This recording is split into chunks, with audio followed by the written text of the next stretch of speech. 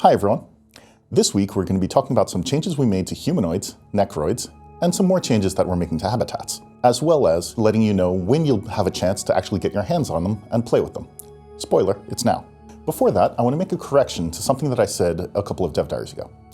In the infographic that we showed in Dev Diary 308, the lithoids said that they have 2 new portraits coming. The lava and the geode portraits are actually different phenotypes of the same species. I apologize for the mistake. Now I'm going to turn it over to Iggy and Alfred to talk about all these changes. Heyo, Iggy here. Back in 3.1, the Humanoid species pack got a lot of updates, but we still feel like it lacked something, so we're back to give it another pass. Now, species packs in the past have gotten everything from origins, civics, to ascension perks, and everything else between.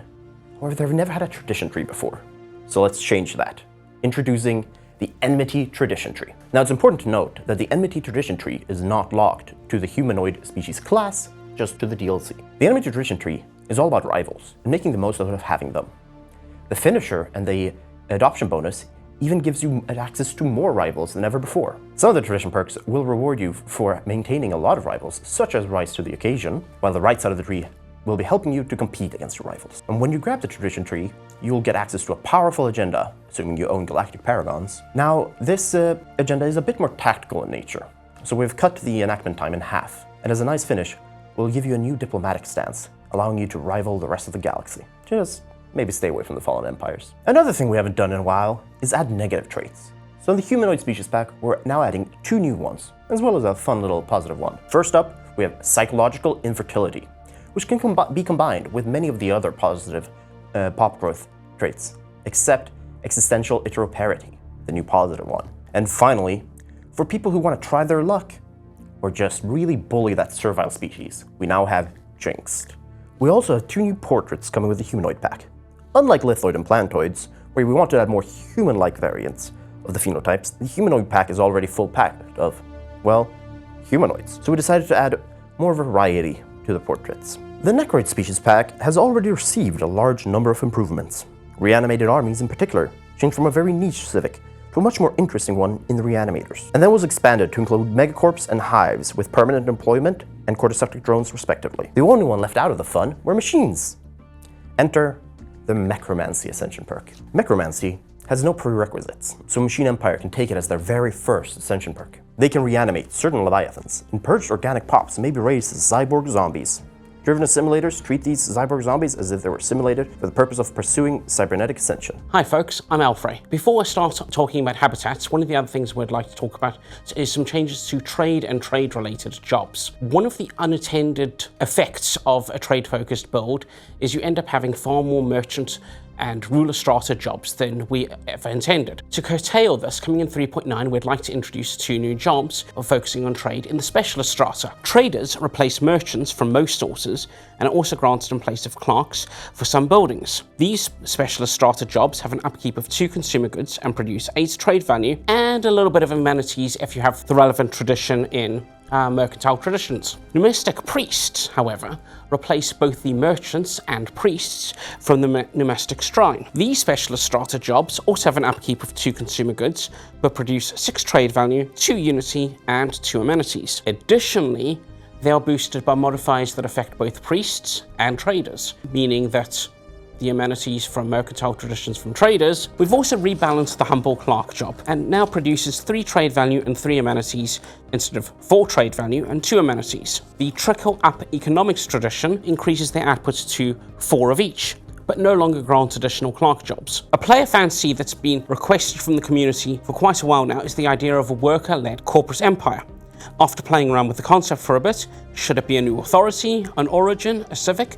We decided on making a worker cooperative civic without overlapping too many features with shared burdens. For most of the game, a worker cooperative empire should be entirely without ruler strata as they replace both their executives and managers with the new steward job. These unique jobs provide unity and small amounts of both trade value and amenities, so they're fairly useful to have even on worlds that aren't dedicated to unity production. Additionally, worker cooperatives have access to the employee-owner living standard, which shares political power equally across all strata, but instead of providing increased happiness and faster pop demotion time, gives pops greater trade value, and is further improved by a tradition in the mercantile tradition trees. Much to my dismay, Eladrin immediately took the civic and twisted it into a void dweller, relentless industrialist dystopia, screaming that the invisible hand of the free markets will handle the externalities.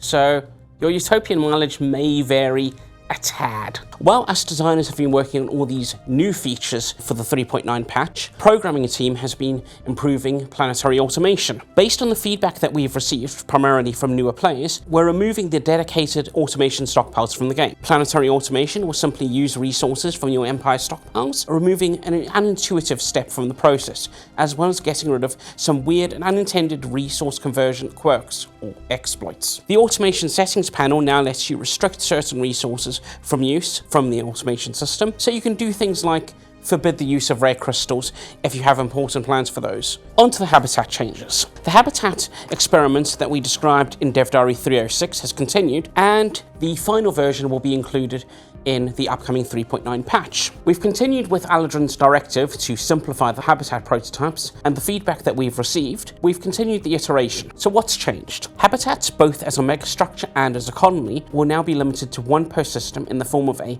habitat central complex, which when built will spawn both a colonizable habitat and a new major orbital. Once this has been constructed, additional major orbitals can be constructed around planets in the system, and minor orbitals can be constructed around asteroids and moons in the system. When constructed, a habitat central complex starts as a size 6 planet, and habitation and industrial districts being uncapped. The research, energy and mining districts, however, will be limited to 3 times the number of deposits in the system that have an orbital exploiting them. Habitation districts have also been changed to now provide 6 housing, 2 clerk or maintenance drone jobs, and 0.5 building slots. If an orbital is constructed around a planet, moon or asteroid with an exotic gas, rare crystal or volatile motes deposit, the deposit will now automatically provide the jobs to collect these resources without needing to construct a resource extraction building, as long as you have researched the relevant technology. This should save building slots on habitats. Orbitals constructed around alloy, zro, dark matter, or other such deposits will automatically provide the resources as habitats currently do when built around these deposits. As orbitals are treated much like mining or research stations in a system, they can be attacked by hostile forces, but will be disabled, not destroyed, when they reach around 5% hull points. Though crisis factions and the Khan will still outright destroy them. When an orbital is disabled, the habitat central complex will gain 10% devastation and a blocker depending on the type of orbital. These blockers will decrease the habitability ceiling of the habitat central complex until they are repaired. Much like habitats can currently be upgraded through planetary decisions, habitat central complexes can. But instead of increasing the planet size, these upgrades will now increase the base habitability, which is useful since habitat central complexes start at 40% instead of 70%, and boost the district and building slots provided by orbitals. The effects and modifiers for both the Void Dweller Origin and the Voidborn Ascension perk have been reworked to take these changes into account, and allowing for Void Dwellers to inherit most of the effects from the Voidborn Ascension perk, much like Teachers of the Shroud inherits most of the effects of Mind Over Matter. While updating the Void Dweller starting conditions, we discovered an old bug. Void Dwellers with the Soul system would spawn guaranteed habitable worlds if that setting was enabled, though the planets would be of a random planet class. But those with the Trinary Void Dweller system would not spawn these systems. To fix this, we've updated both starting systems for Void Dwellers so that the first world is replaced with a frozen planet with a research deposit and a large number of research deposits scattered throughout the system, while the second world is replaced with a molten world with an alloy deposit and a large number of mineral and energy deposits scattered throughout the system. This means that with the guaranteed habitable world setting, Void Dwellers are instead guaranteed a number of resource-rich systems designed for setting up habitat complexes. We've attached a permanently changelog for these changes to the dev diary, which you can read if you follow the link. And we're making these changes available to you today as part of the 3.9 open beta so that we can gather your impressions and feedback and make further refinements to the system. The beta will also include early access to the entirety of the 3.9 patch, but we have not yet collated the full patch notes for it, so expect a few surprises. There are instructions on how to opt into the open beta attached to the dev diary, and please remember to turn off your mods, they will break, and there is a feedback form attached somewhere in the description. Next week, we'll be reviewing how the open beta has gone and what changes, if any, are planned because of your feedback. Marketing's threatened me if I don't tell you to like, subscribe, and comment below, so please do.